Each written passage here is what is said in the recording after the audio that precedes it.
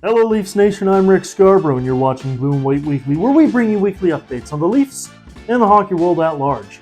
I spent this past week street fighting a group of old ladies for all the good Christmas presents in Wasaga Beach, Ontario. Obviously I lost, but that's not what's important. What's important is we have a brand new week of Maple Leafs hockey to talk about, so let's get into the news. Before we get into the games of the week, let's take a look at some news from around the hockey world. A couple of weeks ago, as you may remember, Team Canada unveiled their jerseys for this year's Olympic Games, and I wasn't overly impressed with them. Following that, a lot of people had something to say about what I had to say. For more, we'll throw it over to our junior intern, Gillsy. What's going on, dudes and dudettes? It's your boy Gillsy, and I am back on Blue and White Weekly, where today I get to make fun of my boss. Now, as you'll recall, a couple weeks back, our boy Ricky Scarborough, the man with the plan, the head honcho around these parts, he gave his thoughts on Team Canada's new jerseys for the Olympics this year. He wasn't the biggest fan of them. I'm not really either. But the people, you, the masses, you had something to say in the comments across our social medias. So I did a bit of digging. And these come from YouTube, TikTok, Instagram. You can find us on all those places. Links are down in the description. But here's what a couple people had to say about Rick's thoughts on the jerseys. D_Crips11 says, are they going to be $500 like the Four Nations? I mean, yeah, probably. There's no such thing as a cheap hockey jersey these days unless you're checking out Value Village. And it's especially not going to be cheap if you're going and buying it from like Sport Check or somewhere.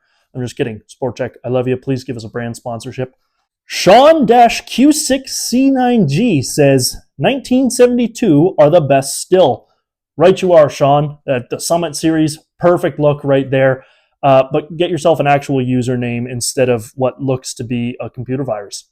Good Vibes Gamer says, people with their hot takes on the jerseys, they look incredible. STFU.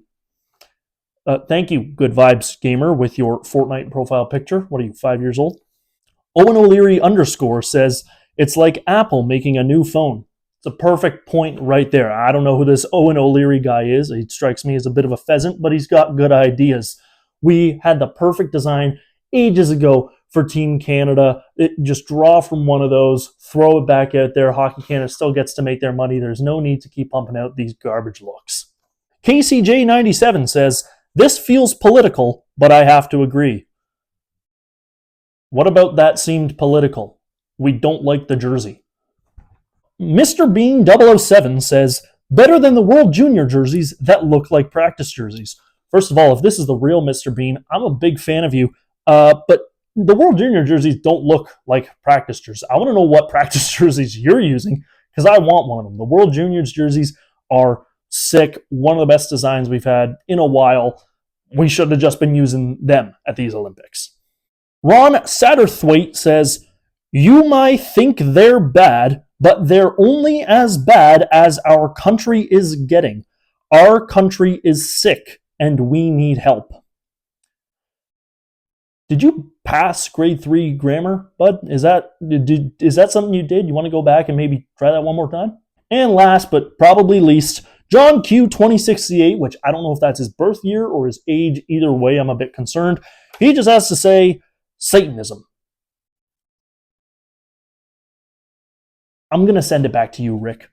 Thank you very much, Gillsy. Yet another fantastic reminder that the internet is a horrible place and we should all feel shame for using it. The PWHL season kicked off this week with our Toronto Scepters capturing a 2-1 victory in the season opener against the two-time defending Walter Cup champions, the Minnesota Frost. The Scepters home opener comes at us next Saturday when they take on the Boston Fleet. Elsewhere in the P-Dub, it was a pair of firsts as the Vancouver Golden Knights hosted the Seattle Torn in the inaugural game for both expansion clubs. The Golden Knights took the contest 4-3. Now, you all know I'm loyal to the Scepters, but I have to admit, the Golden Knights have one of the best logos in the league and the best name, and I'm not just saying that because they share that name with the best N64 game. The Florida Panthers and New York Rangers unveiled their Winter Classic jerseys this week, and for more analysis on those, we'll turn to the expert. Some say his nipples are inside out, and that he knows 2 facts about soccer, and both of them are wrong. All we know is he's our senior analyst, Byron Doyle. Howdy there, folks. Byron Doyle here representing Blue Chew Monthly, or whatever we're calling the show these days, and I'm coming to you live from My bedroom, because I didn't have the strength to get up and come to the office today. But the old boy, Ricky Scarbarian, he wanted me to make an appearance, try and save this show, and save the show I shall. Talking about the Winter Classic sweaters. Sweaters, not jerseys. That's what you call a proper hockey uniform. And, well, before we get into the sweaters, let's talk about the matchup here for this year's Winter Classic. We got the Florida Panthers and the New York Rangers. Yeah, New York Rangers are all right. Not a favorite of mine. I like that they wear blue because I like the color blue. Of course I do, cheering for our Maple Leafs. They're an Original Six club, so I got respect for them, but that's where my loyalties to them end. Florida Panthers, on the other hand, I hate them. I hate their guts. I've hated their guts since they entered the league. There's no need for a hockey team to be in Florida. And that brings me to my next point. Why are the Florida Panthers in a Winter Classic, let alone hosting a Winter Classic? Florida Panthers don't know the meaning of the word classic. Me, I'm a classic. I'm an original. I'm one of a kind. Florida Panthers, I've got kneecaps older than the Florida Panthers. Not saying something because I just got them recently replaced. The Stadium Series happening in Tampa with the Lightning and the Bruins, that's one thing. That's two teams I don't really care for. But the Stadium Series is a whole different beast. The Winter Classic is something special to bring back the spirit of hockey, bring back the old vibes of playing on the pond, or the ODR, as Gillsy would call it, whatever the heck that even means. Now, I'm not saying that the Winter Classic shouldn't feature new teams. Lord knows I'm sick of watching St. Louis Blues or Chicago Blackhawks or the Pittsburgh Penguins getting a crack at it every other year. I like getting new teams involved. I just don't like the Florida Panthers. That being said, we'll get to the point that I was brought in here to talk about the sweaters. I like them. I like them from both clubs. Florida Panthers, like I said, they're not a classic. They don't know what they're talking about.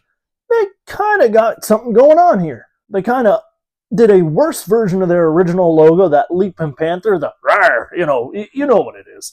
They got that on the front. I like the look of it. It could have been done a little better. The original one, it's very hip and 90s.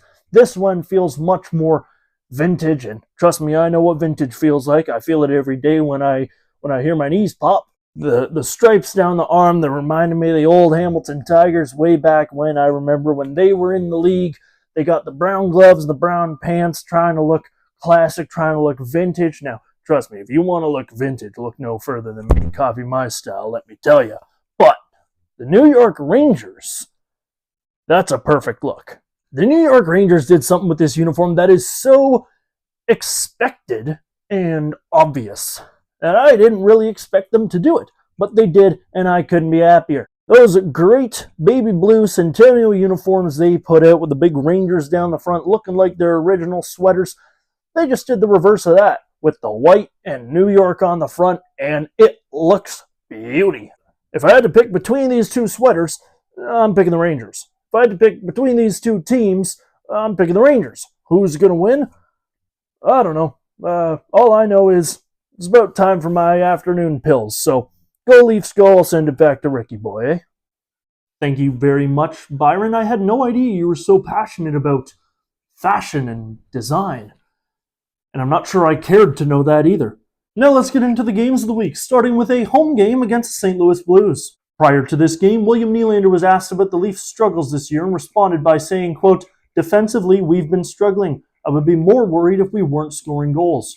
Willie is nothing if not a man of his word and opened up the game by scoring on his own net. It's all right, though, because Jake McCabe ties it up soon after and restores the even score. The second period featured more trading of goals, with Steven Lorentz and Dalibor Dvorsky both scoring for their respective teams, and that would be it on the score sheet until overtime, where the Blues dominate control of the puck for the majority of the 5 minutes, until John Tavares takes possession of the puck on a Toronto line change and has to hold off all three Blues in the offensive zone, until he can kick the puck free to Willie Nylander, who puts on some spectacular stick work for what's technically his second of the night. Leafs win 3-2. That brings us to Thursday and another game at home that went over 60 minutes, this time against the Columbus Blue Jackets. The game had to wait until the second for its first goals when the Jackets went up 2-0 thanks to Voronkov and Fantilli, but Dakota Mermis got the Leafs on the board with his first of the season and his first since February 2024 when he was still playing for the Minnesota Wild. John Tavares would tie the game up in the third and send us to extra time, where Adam Fantilli would call game with his second of the night thanks to a frankly